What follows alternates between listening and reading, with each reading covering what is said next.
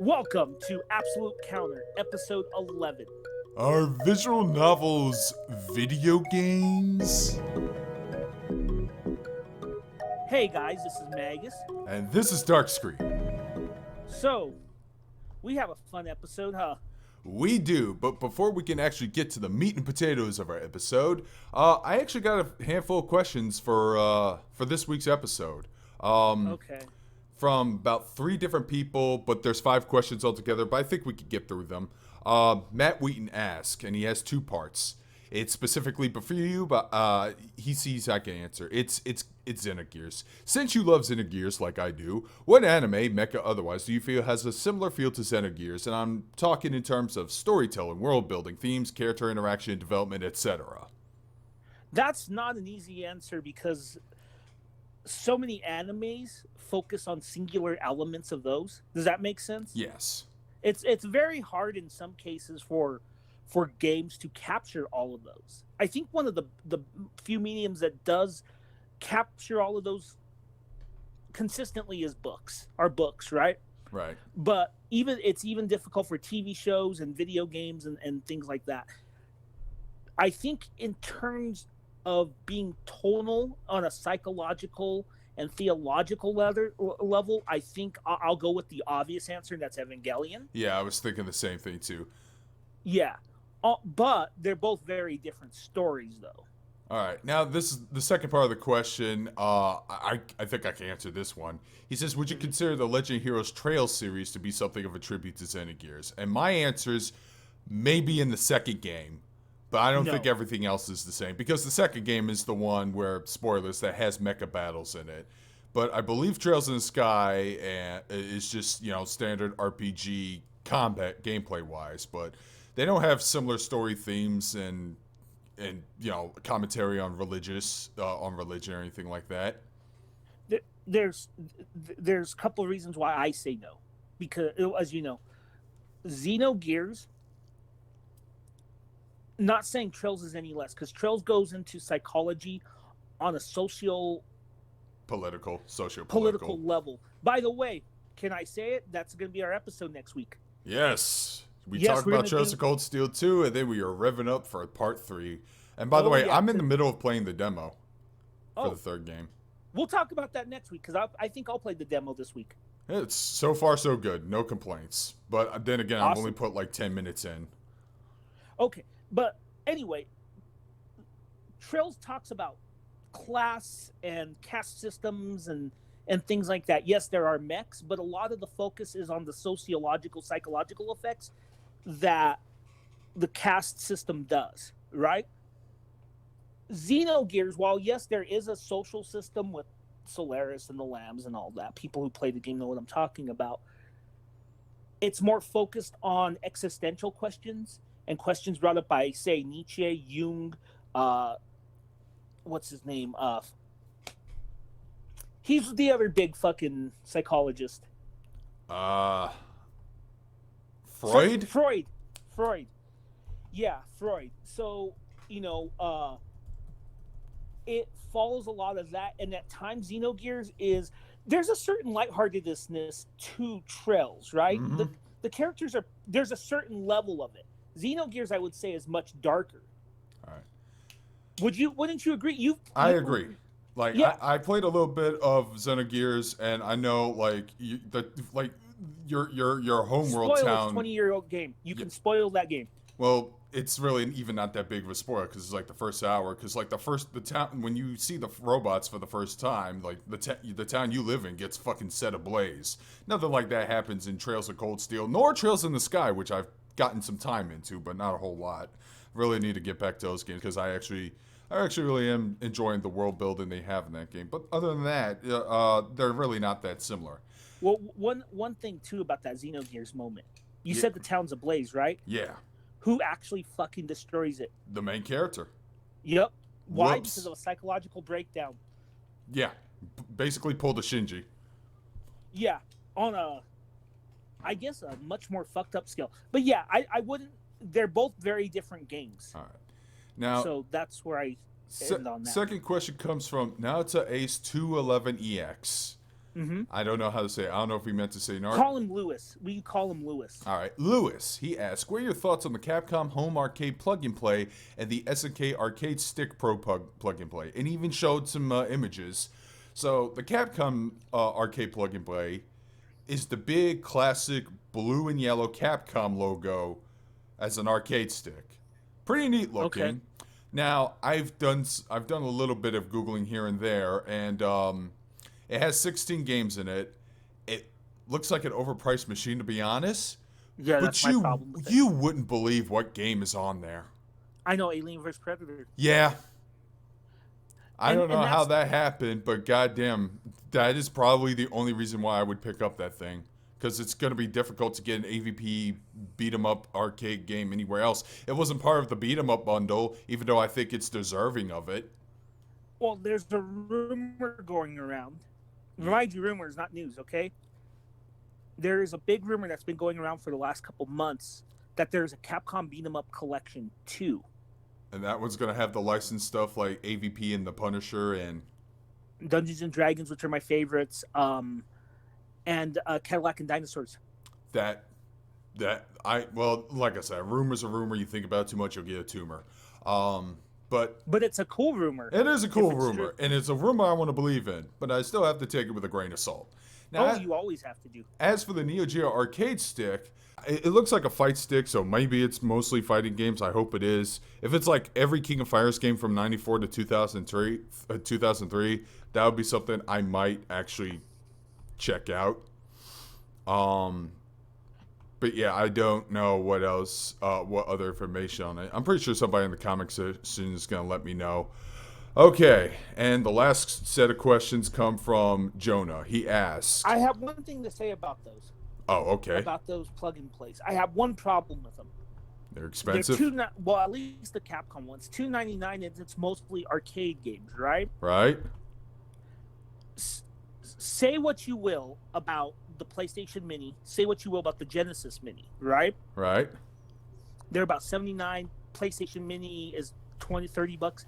The one thing that a lot of these minis have, SNES one is one that you own, so I'll use that one as an example, is they have a variety of games and games with longevity, right? Right. Arcade games, 16 of them, that's a good amount, but that's not a lot of game time. But when you have an SNES Mini with, say, what's on there? Chrono Trigger's on there, right? Chrono Trigger, Final Fantasy 3. Yeah, that will last you a good while. Yeah, Super Mario RPG. You get my point. All these compilations that are coming out. So that's why I really question it. Are you really buying it just for that arcade experience? I'm but even not- at that, it's hard to replicate the arcade experience.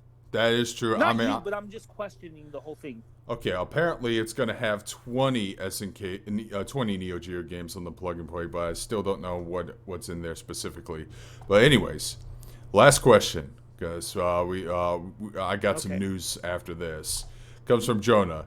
He says, when it comes to visual novels, would you rather play ones that are action-adventure, RPG, etc., with visual novel-like elements, aka Neptunia or even Persona, with just visual novel cutscenes, or just play a straightforward visual novel? In my case, it just depends on the game itself. I have played some straight visual novels like 428 Shibuya Scramble, which I'll talk about a little bit, as well as Our World Has Ended and World End Syndrome. But I would lean more into ones that actually have some unique gameplay elements like Danganronpa and the Zero Escape games, because they're mostly adventure games, but they're not like straight up action beat 'em ups. They're kind of unique in its own way. We'll get to them later on. Right. I don't. It's a good question, but I don't have much to say. It's the same answer as you essentially. So. All right. Now, the second question he asks is, he ever played a visual novel called Ever 17, which is part of something called the Infinity series, and it's developed by the same guy that made Pepsi Man. I am aware of this. This is actually Kotaro Uchikoshi's games that he made before he made the Zero Escape games. I want to play Ever 17 and Remember 11, and I forgot what else is in there. That isn't my wheelhouse. I just don't have the time or energy to find it right now. But I do want to give it a try, just to see what his earlier stuff was like. You are a big fan of that guy, huh? Yeah, I even uploaded a video this week talking about one of the games I just played and completed for like a week and a half straight.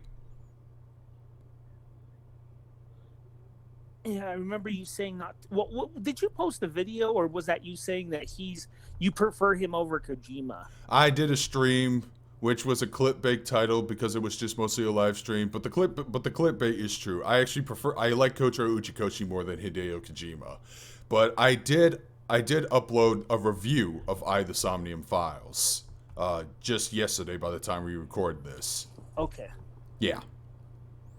real quick, just slightly off topic for a second. Are you? I'm not feeling anything for Death Stranding, man. I'm sorry. Are I'm you? not either, dude. Like, I think the only game, and thank God because there's actually too many games coming out in October. Like, there's another visual novel coming out that I might talk about a little bit. That's coming out on October 22nd. Oh, same fucking day as Trails Cold Steel 3. So I don't know if I'm gonna pick that game up right away, even though I want to. But the only game I'm excited for that's coming out in November, at least to my knowledge, I hope nothing else comes out, is Doom Eternal. That's it. And I know you don't care much for Doom Eternal, but yeah, I'm not really excited for Death Stranding. I saw some of the gameplay. It looks neat for what it is, but I'm just. We're even because the game that I'm getting in November, you don't give two fucks about either. So there you go. Yeah, exactly. I mean, we got our own preferences. We don't usually follow the hype. Because I Oh, you go go. ahead. You go My ahead. bad. No, you go ahead. Okay, Pokemon. Oh, That's my game, and I know how you feel about it. But but me, most I'm personally people, excited for Pokemon. I know, but like, yeah, and a lot of people are excited for that. Probably more so than Doom Eternal. Um, I was gonna pick it up, but you know, I don't want to go into details as to why. Um, but yeah, just What are you getting in October though, other than uh, Ring Fit Adventure, okay? which is that I don't know if you've been seeing this, but it's for the Switch, and it's basically like an exercise RPG game. Yeah, an exercise RPG. You heard me Sounds right. good. I need to show you some videos because it's one of those cheesy Nintendo Switch videos. You know what I'm talking about. The ones that show the people looking like they're having a good time playing the game. But I And they're looked all at supermodels. yeah, they're all supermodels. One of the guys looked like he was fucking tired out of his ass doing 30 takes because I see red in his eyes so hard. But I saw this, and they uploaded another video recently going into more details on what the gameplay is like, and I think I want this just for some variety in my workouts now. So Trails and that Ring Adventure for you, right? Yeah, and I still need to pick up a physical copy of Cold Steel 2. And I plan For me, it's and I plan to Go ahead.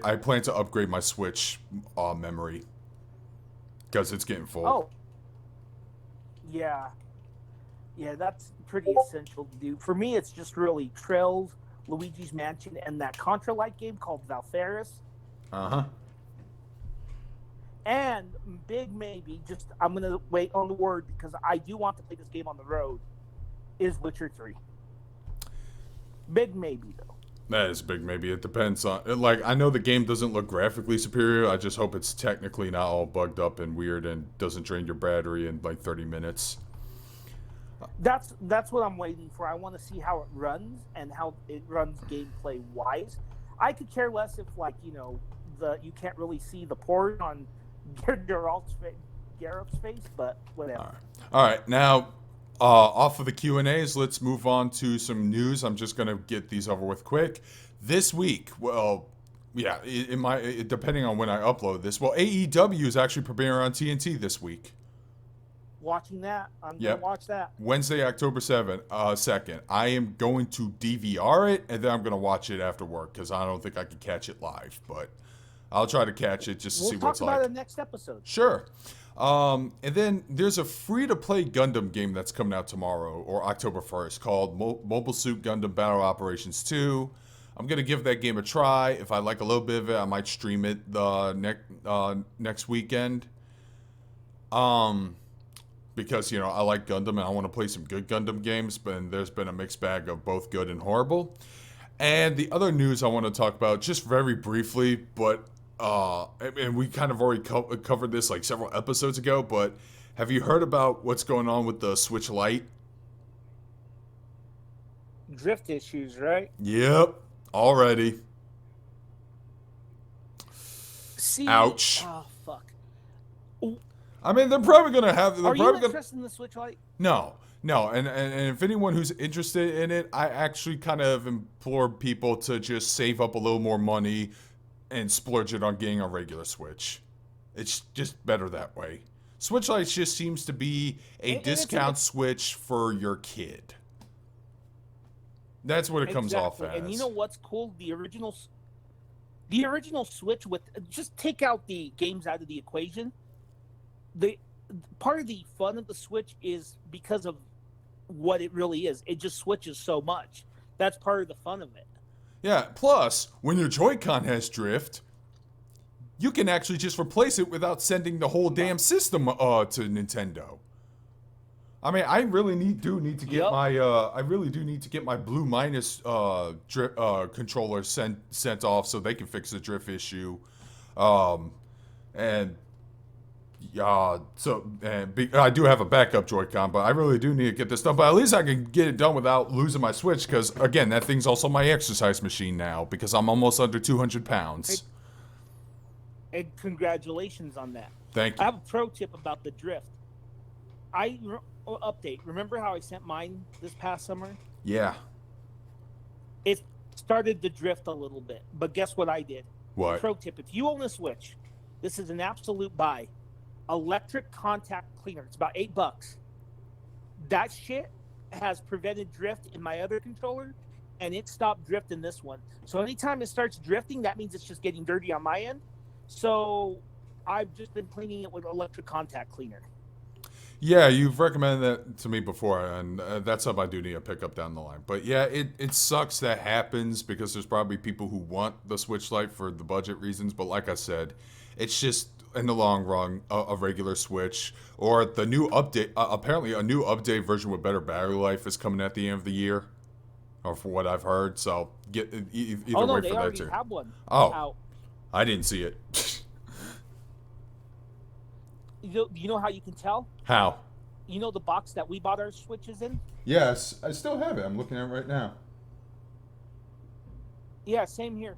But you know those boxes? Yeah, what about? It's a different box. Okay. It's a different box with the new Switches. Yeah. Gotcha. All right. So now we can move on to our topic. Yeah, I don't need a Switch Lite. I don't need an update version. I'm actually pretty happy with the. I'm putting so much time in the Switch, man. I can't believe Nintendo actually won me over this generation. All right, now let's move on to a fun subject I want to get into that only the obscurish and most weebish of people would appreciate. The format of visual novels. A very controversial genre, because they're not the most action-packed games.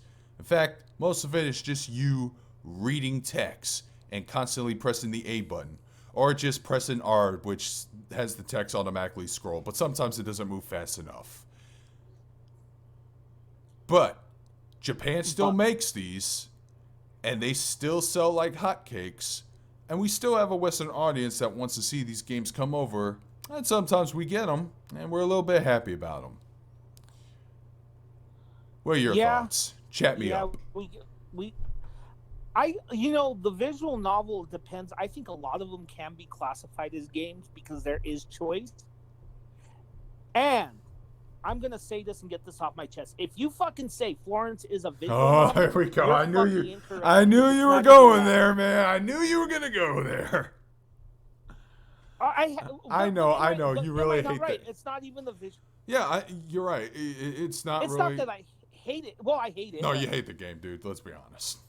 But I get what you mean. It doesn't have choice. It doesn't have choice, or it doesn't have choice in the games, and therefore it really can't be considered a game or even a visual novel for that matter. Now, I've played some games. You look at something. Yeah. But you look at something like Snatcher or Police Knots. Yeah. By Kojima. Those are games, but visual novels. God, I wish those games had like a modern re-release. I would definitely want to play Police Yeah, Knots. we need them. But I've played some games with visual novel elements before. Blaze Blue's story mode is basically a visual novel, and so is the Persona 4 Arena. yeah, Persona 4 Arena story mode was a visual novel. But I think what really got me more interested into them was when I picked up my PlayStation Vita because of Persona 4 Golden. I picked up I tried out a demo of this game called Virtue's Last Reward that a friend of mine who also owned a Vita, shared with me at the time. And I asked him what it's about. I thought it was a JRPG at first because he was like, it's a sequel to this one game called 999, 9 persons, 9 doors, 9 hours. I'm pretty sure I got that all wrong, but it's called 999. I was like, okay, whatever. And it's like, there's a demo out. So I was playing the Vita. I've beaten Persona 4 Golden. I want to see what other games were on there. So I tried out the demo for a bit. And the demo was interesting because it did break into two parts, which was the VN segment and the gameplay segment. Now, the VN segment isn't actually ripped from anything. It's like a weird recap of what's going on. Apparently, 9 people are trapped in this weird bunker place, and they have to play this weird-ass game called the Nonary game. I was like, oh, that's interesting. What the hell's going on here? And then in the gameplay mode was an escape game. I don't know if you ever heard of or played escape games before. My town actually has one. Escape rooms. Escape rooms, yeah. The gameplay was an escape room, and it was like, oh, you solve these series of puzzles, and it was actually really fun. And I got so hooked to it that I had to find me like a a physical copy of the game out of state, and I played the hell out of that. And if it weren't for Persona 4 Golden coming out and being part of my time that same year, Virtue's Last Reward would have been Game of the Year. But it's taking second place, and I pretty much loved it a lot, and I wanted to try more visual novels here and there. One friend recommended to me Corpse Party. See, I think the visual novels that interest me. Corpse Party. Oh yeah, I think I like the ones that are like a little bit darker. I also like me some murder mysteries like Persona 4 and I the Somnium Files, which I'll talk about a little bit here. And I do like me some death games, like some battle royale-esque weird ass death games. Just kind of my thing, man. Oh yeah. You were talking about murder mystery. I'm looking it up because I'm gonna probably fuck up the name. But you've ever heard of one of the earliest visual novels called Porta P Serial Murder Case? Yeah, it sounded like you fucked that up hard. No, I ain't never heard of it.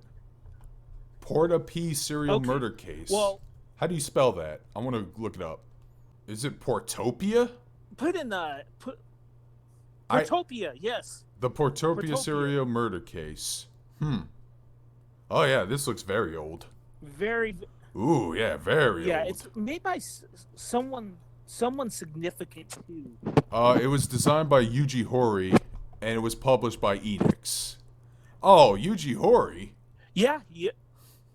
Yep, the creator of Dragon Quest, who's still very relevant these days. Oh yes, he is. People are That was playing... his first game, I think. Wow. That's interesting. Huh. I do like the artwork he has for his games. Yeah, I can definitely hear myself in the background a little bit, but that's okay. No, I've never heard of this before. Fascinating. Did you play it? Kojima. Yeah, and I'm assuming that set up both... No, I've never played it. Oh, interesting. I'm assuming that set up Snatcher and Police Knots as the influence. Mm-hmm. And of course, Snatcher's heavily based on fucking Blade Runner. Oh yeah, I did play a little bit of Snatcher on a friend's emulator. I really enjoyed it, but God, I wish I could play more of it. Damn. But real quick about Snatcher, real quick fun fact about it. You know how there's a bunch of cut content in the version that we got? Yeah, I like know the sexual stuff. Mm-hmm. Do you know about the cut content in the bar that's not sexual? That's copyright infringement shit. Oh yeah, like there were like characters like a xenomorph and a common rider or something. Yeah, they were in the background. That was like when Sega not didn't give a shit Yeah, yeah. about the copyright stuff. Well, that's in the Japanese version. We don't. Those characters are cut out of the U.S. version. Oh yeah, I know what you're talking about. That So shit was hilarious to me. Um, yeah, the Zero Escape games are just really fun because, well, they're not really death games, but there is. But while you do, here's the thing: when you play through the game, and this is something Uchikoshi likes to do, you just get more mystery set up depending on certain characters' backstories, whatever. And you're like, you got so many questions, but usually you get all your questions answered pretty nicely at the end of the route once you get the true ending. And those games were actually pretty violent, especially 999. Spoilers for like the beginning part of the game: the ninth character gets fucking exploded into giblets. You don't see the oh graphic shit. detail. You just see like the walls painted red, and you get vivid descriptions. But yeah, he gets fucked up pretty hard because apparently Zero threatened that he put a bomb inside everyone if they didn't like hit the dead in time after opening the door. So he tried to get out on his own and he fucked up. It's pretty brutal.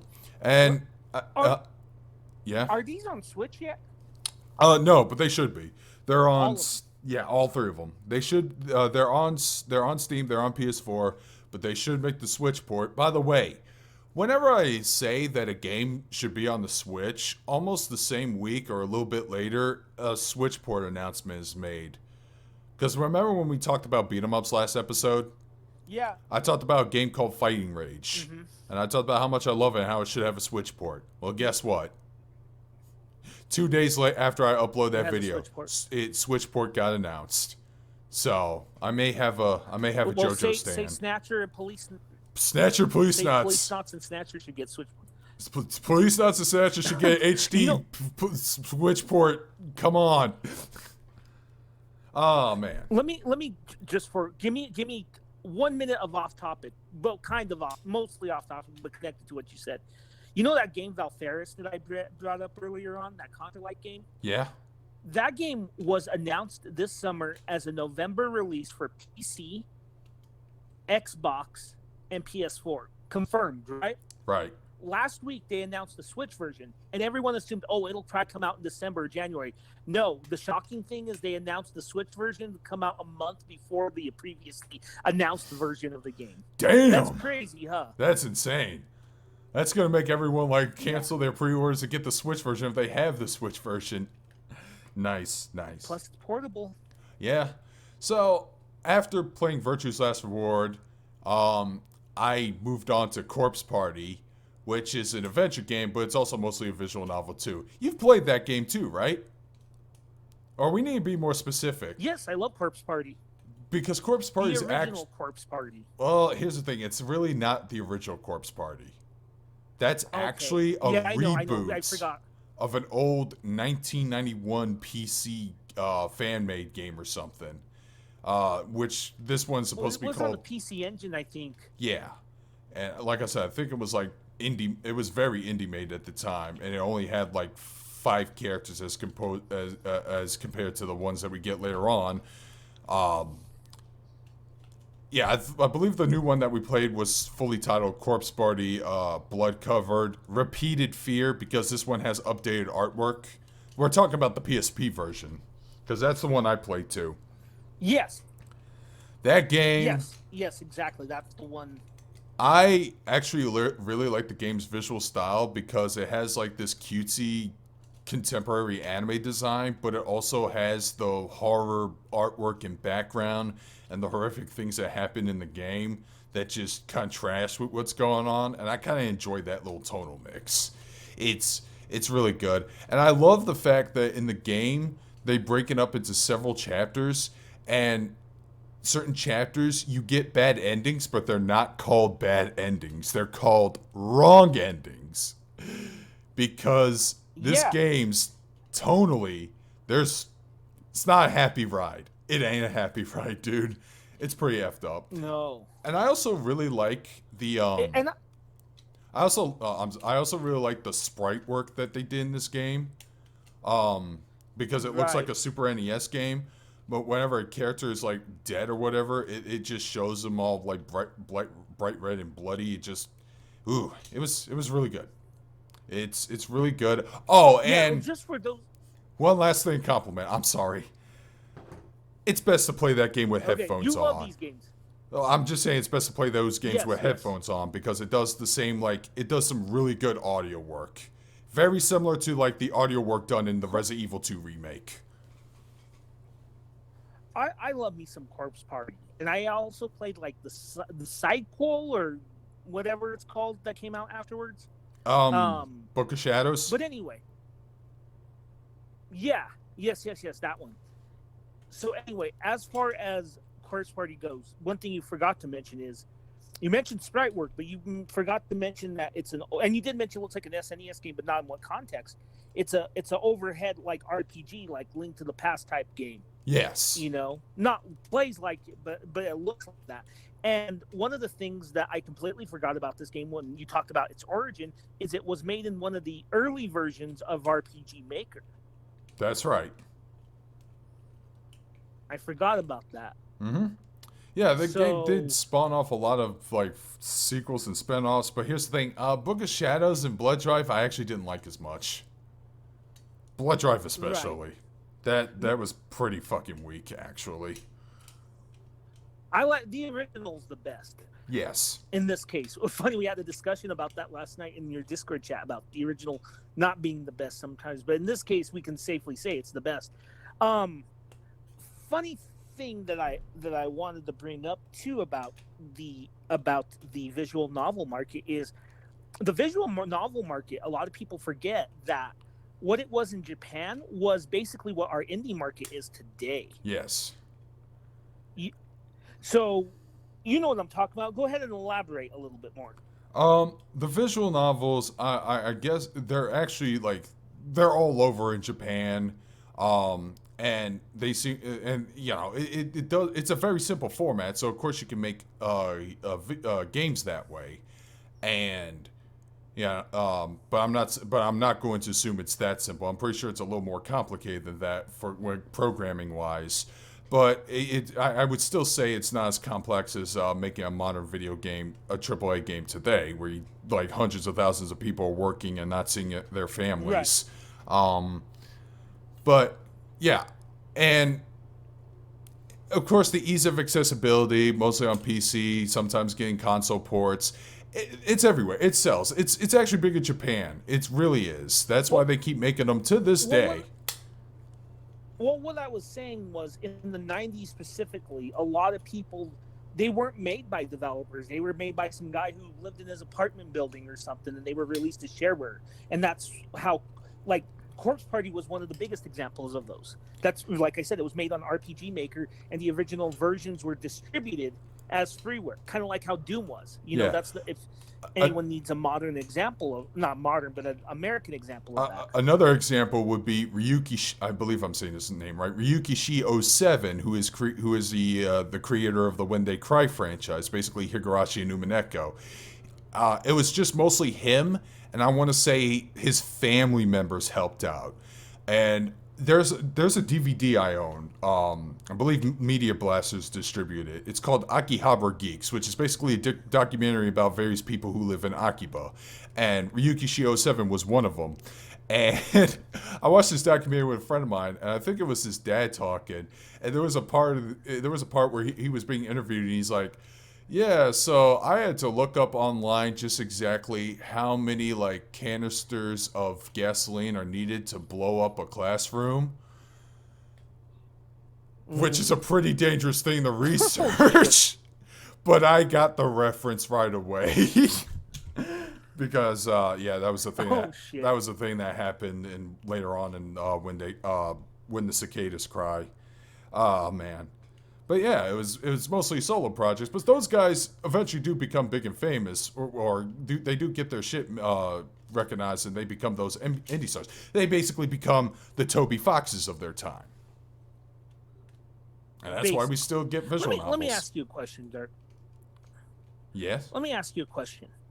So there are these visual novels that have gameplay elements. There's one I played a couple of years ago that mixes that the whole game is essentially visual novel, except there are several segments that are like Final Fantasy Tactics, strategy SRPGs essentially, elements like that, or in some cases like Snatcher and Police Knots, there are action sequences that are light gun sequences.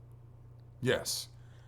How much of that do you see in a lot of these modern games? Let's go. I've never played 999. I know I should, and I know you for years, and someday I will. But I want to ask you straight up: how does 999 work in that context, or does it even work in that context? It doesn't work in that context. Because it's broken up into visual novel segments, and then occasionally, when you're ready to explore the room, then it gets into the escape room segment. Now, here's the thing about 999. This is something I actually criticized 999 for. Like midway into the escape room, the game literally takes a break for like more visual novel moments, basically character development or whatever. Because like there was one part in the game where you're like observing a bathroom mirror, and then one of the characters, who is an amnesiac, starts collecting his memories and starting to realize, hey, what the hell is going on? He's starting to remember some things.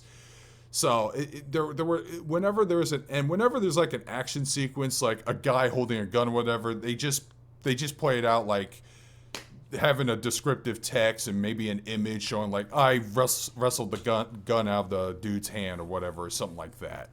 Now, the latest game he made, the Somnium Files, which, you know what, I didn't say this in my review. Maybe I can sell you on this.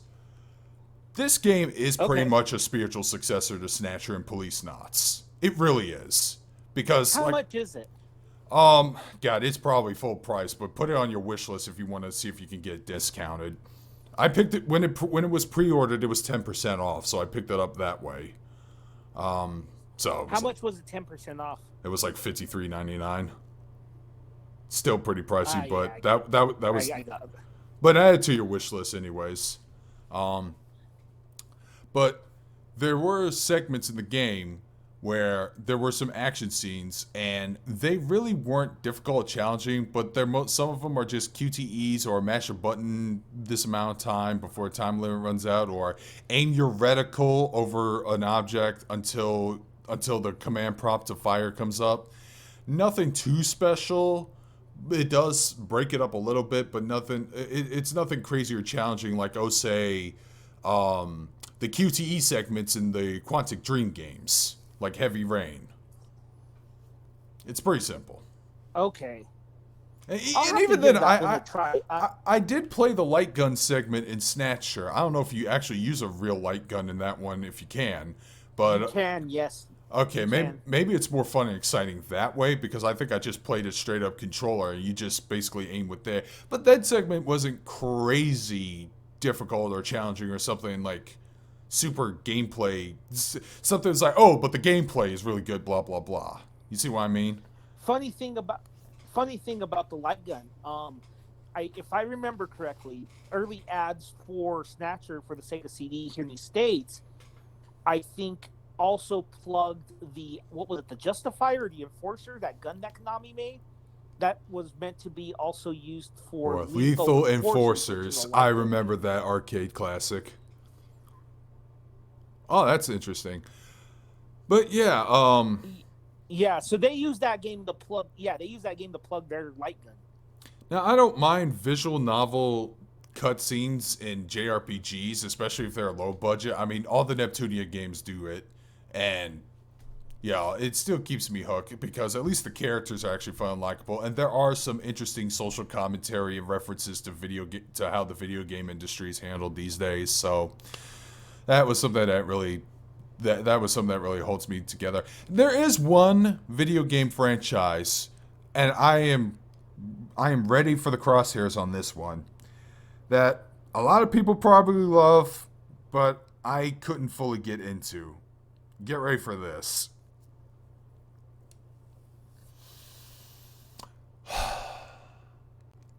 I don't care for the Ace Attorney series. Okay, I like them, but I can see why. Um, I played the all of the first game because I picked up the collection on 3DS. Played through first game, but about the time I got to the second game, I just stopped caring. Um, I didn't think the court scenes and the investigation scenes were properly paced. Um, the investigation scenes were kind of a hassle because I was trying to look everywhere, and then you still had access to go everywhere else. And I was just trying to look for that one clue just to progress to the good part of the game. You know, the objections and all that. It was just kind of a hassle for me, and I just really didn't care about the story or characters all that much. It didn't just feel all that engaging to me. And there was a part at the end of the first game where a judge clearly takes a bribe in public in front of everyone. No. And I got fucking furious over that. Because Gotcha. he was about to wrap up the investigation, and then this woman's like, "Oh, I got this nice lunchbox. Well, we could go on for another 5 minutes." And I'm like, you should get your fucking license revoked, you ass." Oh. And I'm not kidding. I actually put off that scenario for like a whole year because of that. A literal whole year. I get it. Ace Attorney is its own. You look at the other visual novels we talked about, and all of them have this element of being a little bit of the extraordinary, whereas Ace Attorney, and I like it. I'm a fan. I'm not super hardcore, but I like them. It's more exaggerated than extraordinary. Does that make sense? Yeah, it does. Because all the ones we mentioned, Corpse Party is horror, extraordinary horror. Those nonary games, those are extraordinary circumstances. What else do you got? Snatcher and Police Knots, both science fiction. You get my point. Yeah. Ace Attorney's a little bit more smaller scale, and I think that might be part of it for you. But yeah, I agree. But here's the thing: I do like another visual novel series that gets compared to because it's also basically court murder case adventure game, very similar, but I actually like this series more, and that's the Danganronpa franchise. Yep, I was going to bring that up because that's a very popular. Now that's done? Who does this series? I gotta get his name right. I know his. I think I want to say his name is Kazushiki Kodaka. Let me look it up. I know his last name's Kodaka, but that's about it. Let's see. Kodaka. Danganronpa. But yeah, he works on that franchise. He's actually friends. Kazutaka Kodaka. He's actually friends with Kotaro Uchikoshi. And they actually shared ideas with each other between their games and stuff. So, here's the thing. Kodaka is definitely not the same as Uchikoshi. His ideas are way more fantasy based. They're way more over the top. You would have to suspend your disbelief for a lot of shit. Just even on the premise of Hope's Peak Academy alone. And the fact that a mascot bear is trying to get students to kill each other and make them feel fucking bad for it. But I still love those games. I even love V3, which had a very divisive ending, but I love the twist because all the twists in those games at the end of the games are just crazy and over the top and insane. Just made me ask more questions for the better. Now, what I like about this game gameplay wise compared to Ace Attorney is that it is broken into like each chapter is basically broken into like 3 segments. The first segment is like the visual novel segment where you get to talk to some of the characters. The story develops a little bit. Monokuma invents a motive in order to get somebody to kill each other in order to get the ball rolling. And then you spend like about 2 or 3 days interacting with other characters because there's a social link-esque system in the game where if you interact with characters you get bonuses for the gameplay segments later on. And then later on, a dead body gets discovered, and that's where the investigation segment happens. Now, this is a little more restrictive, but I actually prefer this. But when you do investigate, you have to like click and gather every clue, which is known as a truth bullet in this game. Okay. But here's the thing. You can't leave a particular room until you gather every clue you see. Whereas in the Ace Attorney game, you could, and you could get lost that way. So I could be like, so after I gather everything, my character will be like, all right, I gathered everything here. Maybe I should check out this room and see what's going on here. And then you keep Right. doing that, and then you get to the trial segments, and the trial segments, there's no breaks like in Ace Attorney. It's not like, okay, here's the first part of the trial, go back to investigating the next day, and then come back to the court, blah, blah, blah. No, it's just straight 2.5 hours of doing the trial. And those are on PS4, correct? I know PS4, I know they have Switch ports by now, or they're going to. I saw a fucking advertisement for them at a GameStop. Danganronpa's 1, 2, and V3. Well, I'll check them out on there. We are running out of time, so let me direct this to our ending, okay, Darkscream? Okay. And I want to end this the proper way, with the way we began it. Because you asked the question, are visual novels a game? Yes. You, being that you're more versed in the... I like visual novels. Not as much as you, but I will try some of the ones you recommended. But you're more of the expert. So are they games? Yes. I say they're games. They're games that keep me more engaged. I mean, The Somnium Files. Sorry, I accidentally dropped my Zaku helmet. The Somnium Files. I've played that game for a week and a half straight. It took me about 25 hours to beat, to get all the endings. Apparently, a friend of mine did it in like 3 days because he had that much time. But that was the thing. I like to measure a quality of game on like how much time is spent with it consistently. Whereas like, oh, I'm in the mood to play this game. And the way the stories are told, the way the murder mystery is being handled, the way the game brings up so many interesting questions, keeps pulling me in. Every time I had free time to play that game, I would use it to give it a try. And it was the same way for me for Virtue's Last Reward, for 999, and for Zero Time Dilemma, as well as for Danganronpa. Yeah, I consider them video games. I agree. Whether it be visual novel elements or straightforward visual novel, like 428 Shibuya Scramble, which is a visual novel with live action screen caps in it. It's really damn bizarre. Yeah, I've seen some ones like that on the eShop for the Switch, so... Oh, it's on the Switch? No, like some like that. Oh, okay, because... Oh, you're talking about Root Letter. Yeah. Now, yeah, I picked up Root Letter a little bit for the Vita, and they're making and apparently the new one on the Switch, Last Answer, is an updated version, which has both a live action and a hand-drawn version of that visual novel, which is really weird and bizarre, but okay. I need to get back to that game. My final word is this. I dig them. I need to play more of them. But nothing beats that one where you date the crippled girls. Oh, God, Katara Shoujo. Oh, free to play. Oh. Yeah, that was also a pretty solid visual novel. You know what else was a really solid visual novel? It's so bizarre. I know, but you know what's also a very solid visual novel, now that you brought that up? What's that? Doki Doki Literature Club. No clue what that is, but okay. It's a free to play visual novel that got people's interest because it looks like a generic dating sim visual novel, but the game had like fucking warnings all over the Steam page, its website, and even before you boot the game for the first time, where the game said it contains elements of psychological horror or whatever, not for the faint of heart. So of course you go, what the hell is that supposed to mean? Dude, the game gets really... I'm so glad you know nothing about this game, because it's free to play. You need to find it, you need to download it on Steam or whatever. You need to try it out. Doki Doki Literature Club? Doki Doki Literature Club.